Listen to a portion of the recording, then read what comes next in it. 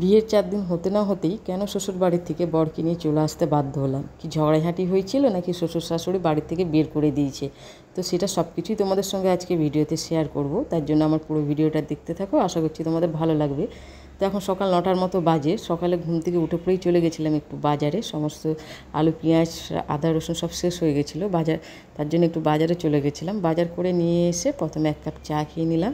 তারপর বাজারপত্রগুলো সব কটা গুছিয়ে রেখে দিলাম। আর হ্যাঁ, আজকে ভালো শিঙি মাছ পাওয়া যাচ্ছিলো, বেশ বড় বড় সাইজের। তো শিঙি মাছের এমনিতেই যা দাম, তার মধ্যে আমি একটা দেখে আর্যের জন্য শিঙি মাছ নিলাম। আর বাজার হাট তো আমিও যাই, সবাই যাই, বাবা যায়, আর তোমার দাদা ভাইও যায়, আর আমিও যাই। তো এসে সমস্ত কিছু গুছিয়ে টুছিয়ে রেখে রান্না বসিয়ে দিলাম। আর হ্যাঁ, যেটা তোমাদের বলতে গেছিলাম, বিয়ের 4 দিন হতে না হতে কেন আমি শ্বশুরবাড়ি থেকে চলে এসেছি। তো হ্যাঁ, শ্বশুরবাড়িতে কোনো ঝগড়াঝাঁটিও হয়নি, আর শ্বশুরবাড়ি থেকে তাড়িয়েও দেয়নি। এমনি আমরা 4 দিন পরেই চলে এসেছিলাম।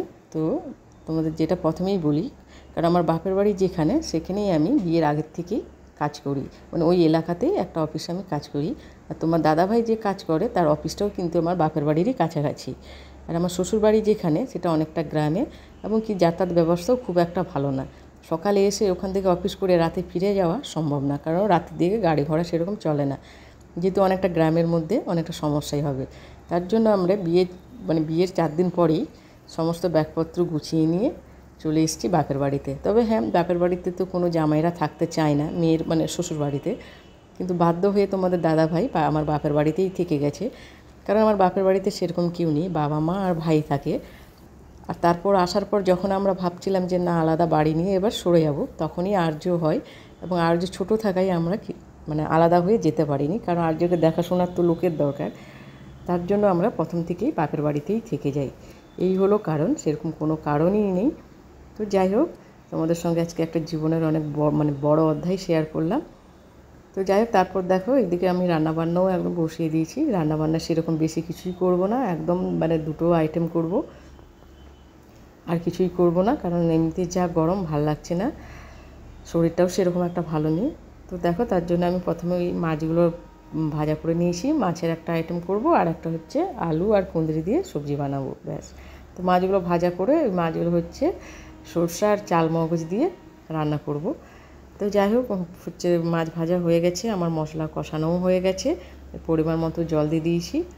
তারপর আমি মাছ ভাজাগুলো দিয়ে একটু ফুটে গেলে নামিয়ে দেবো। কথা বলতে বলতে দেখো আমার ঝোলটাও কিন্তু ফুটে গেছে। তারপর আমি মাছ ভাজাগুলো দিয়ে দেবো। আর হ্যাঁ, এই মাছগুলো ছিল রুই মাছ না বিলাসপুর, যাই হোক। তো রুই মাছ বা এরকম বানিয়ে খেতে কিন্তু বেশ ভালোই লাগে। ওই সবসময় রুই মাছের আলু আর আদা রসুন দিয়ে ঝোল খেতে আর ভালো লাগে না, তাই আজকে ভাবলাম একটু অন্যরকমভাবে বানাই। তার জন্য আজকে চালমগজ আর হচ্ছে একটু পেঁয়াজ আর শসা দিয়ে বানালাম মাখা মাখা করে। খেতে বেশ ভালোই হয়েছিল। তো ধনেপাতা থাকলে উপর থেকে ছড়িয়ে দিলে আরও খেতে ভালো হতো, যেহেতু ধনেপাতা ছিল না বাড়িতে, তাই। তো দেখো আমার তরকারিটাও প্রায় হয়ে গেছে। তারপর তরকারিটা আমি নামিয়ে দিয়ে বসিয়ে দেবো এবার আমি আলু কুঁদরিতে কোনো মশলা দেবো না, একদম সহজ সিম্পলভাবে রান্না করব, কোনো মশলা ছাড়াই, খালি গুঁড়া মশলার সাহায্যে করব। তো যাই হোক, তরকারিটা আমার হয়ে গেছে, নামিয়ে দিলাম। দেখো তরকারির ফাইনাল লুক দেখতে কতটা সুন্দর লাগছে।